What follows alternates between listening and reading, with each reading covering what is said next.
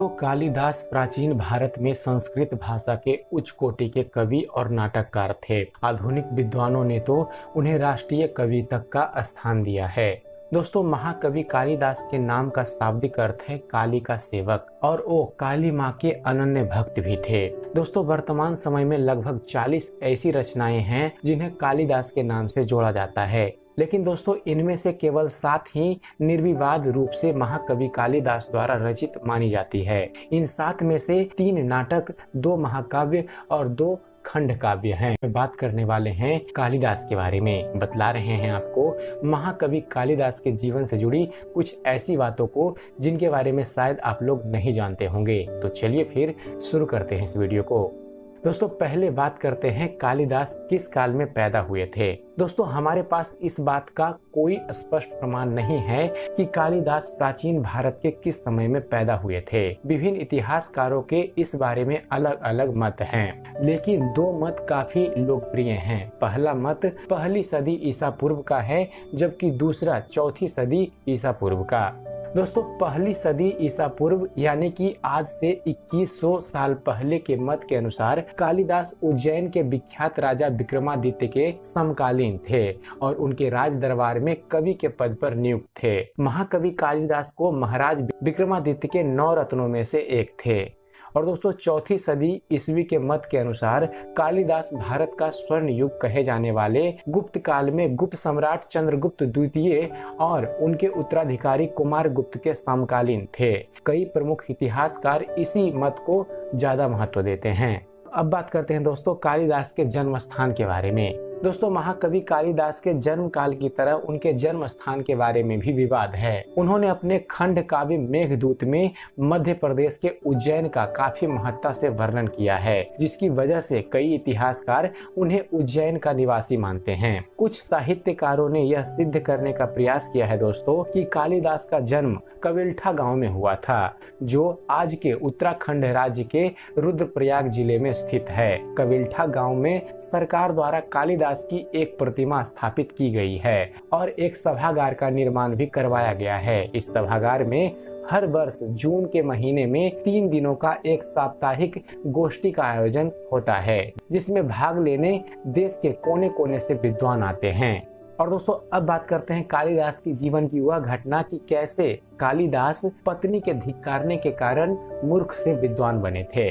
दोस्तों, किंवदंतियों के अनुसार कालिदास दिखने में तो सुंदर थे, लेकिन आरंभ से वो अनपढ़ और मूर्ख थे। उनका विवाह संयोग से विद्योत्मा नाम की राजकुमारी से हुआ था। हुआ यूं था दोस्तों कि विद्योत्मा ने यह तय कर रखा था कि जो पुरुष उसे शास्त्र में हरा देगा वो उससे विवाह कर लेगी, लेकिन बड़े बड़े विद्वान विद्योत्मा को शास्त्र में नहीं हरा सके, क्योंकि विद्योत्मा चुप रहकर इशारों से गूढ़ प्रश्न पूछती थी, जिसका उत्तर इशारों में ही देना होता था। कोई विद्वान विद्योत्मा के इन गूढ़ प्रश्नों का उत्तर ना दे पाया तो कुछ दुखी विद्वानों ने थक हार के मूर्ख और अनपढ़ कालिदास को आगे कर दिया, जिसने विद्योत्मा के इशारे में पूछे गए सवालों के जवाब इशारों में ही देने शुरू कर दिए। दोस्तों, राजकुमारी विद्योत्मा को लग रहा था कि कालिदास इशारों में उनके प्रश्नों के गूढ़ उत्तर दे रहे हैं, लेकिन उनकी सोच गलत थी। जैसे कि जब विद्योत्मा ने कालिदास को खुला हाथ दिखाया तो मूर्ख कालिदास को लगा वो उसे थप्पड़ दिखा रही है, तो उसने भी विद्योत्मा को घूंसा दिखा दिया। लेकिन विद्योत्मा को लगा कि कालिदास शायद यह कह रहे हैं कि 5 इंद्रियां भले ही अलग हो, लेकिन वो सभी एक ही मन द्वारा संचालित है। दोस्तों, विद्योत्मा और कालिदास का विवाह हो जाता है। विवाह के बाद विद्योत्मा को सच्चाई पता चलती है कि कालिदास मूर्ख और अनपढ़ हैं। वो कालिदास को धिक्कार कर घर से बाहर निकाल देती है और कहती है कि बिना पंडित बने घर वापस मत आना। कालिदास को ग्लानि महसूस होती है और वो सच्चा पंडित बनने की ठान लेते हैं। वो काली माँ की सच्चे मन से आराधना करनी शुरू कर देते हैं और माँ के आशीर्वाद से वो परम ज्ञानी बन जाते हैं। घर लौटकर जब वो दरवाजा खड़काकर अपनी पत्नी को आवाज लगाते हैं तो विद्योत्मा आवाज से ही पहचान जाती है कि कोई विद्वान व्यक्ति आया है। इस तरह से दोस्तों, पत्नी के धिक्कारने पर एक मूर्ख और अनपढ़ महाकवि बन जाते हैं। कालिदास जीवन भर अपनी पत्नी को अपना पथ प्रदर्शक गुरु मानते थे। और दोस्तों अब बात करते हैं कालिदास की रचनाओं के बारे में। दोस्तों जैसा कि हमने आपको पहले ही बताया था कि 7 ऐसी रचनाएं हैं जिन्हें निर्विवाद रूप से कालिदास रचित माना जाता है। इन 7 में से 3 नाटक हैं जिनके नाम हैं अभिज्ञान शकुंतलम, विक्रमोर्वशीयम, मल्लिकाग्निमित्रम। 2 महाकाव्य हैं रघुवंशम और कुमार वंशम और 2 खंड काव्य हैं मेघदूत और ऋतु संहार। दोस्तों कालिदास के प्रमुख 7 रचनाओं के सिवाय 33 रचनाएं और हैं दोस्तों जिनका श्रेय महाकवि कालिदास को ही दिया जाता है, लेकिन कई विद्वानों का मानना है दोस्तों कि यह रचनाएं अन्य कवियों ने कालिदास के नाम से ही की थी। कवि और नाटककार के अलावा कालिदास को ज्योतिष का विशेषज्ञ भी माना गया है। माना जाता है दोस्तों कि ज्योतिष पर आधारित पुस्तक उत्तर कलाकृतम कालिदास की ही रचना है। दोस्तों कालिदास कितने प्रतिभाशाली कवि थे इस बात का पता इसी से लगता है कि उनके बाद हुए एक प्रसिद्ध कवि बाणभट्ट ने उनकी खूब प्रशंसा की है।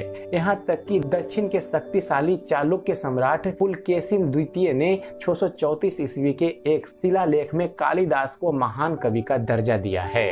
अपने समय के एक शक्तिशाली राजा के शिलालेख में एक कवि का वर्णन होना कोई छोटी बात नहीं है। दोस्तों यह शिलालेख कर्नाटक राज्य के बाजीपुर के एक प्राचीन स्थान ऐहोल में पाया गया था। दोस्तों कालिदास अपनी रचनाओं में अलंकार युक्त सरल और मधुर भाषा का प्रयोग किया करते थे। इसके सिवाय उनके द्वारा ऋतुओं का किया गया वर्णन बेमिसाल है। दोस्तों संगीत कालिदास के साहित्य का प्रमुख अंग रहा है, लेकिन वो अपनी रचनाओं में आदर्शवादी परंपरा और नैतिक मूल्यों पर भी ध्यान रखते थे। तो यह था दोस्तों महाकवि कालिदास के जीवन से जुड़ी हुई कुछ अहम बातें। उम्मीद करते हैं दोस्तों आप सभी को हमारा ये वीडियो पसंद आया होगा। दोस्तों अगर आपको हमारा वीडियो पसंद आता है तो इसे लाइक जरूर कीजिएगा, क्योंकि आपका लाइक और कमेंट हमारी उत्साह बढ़ाता है और हमें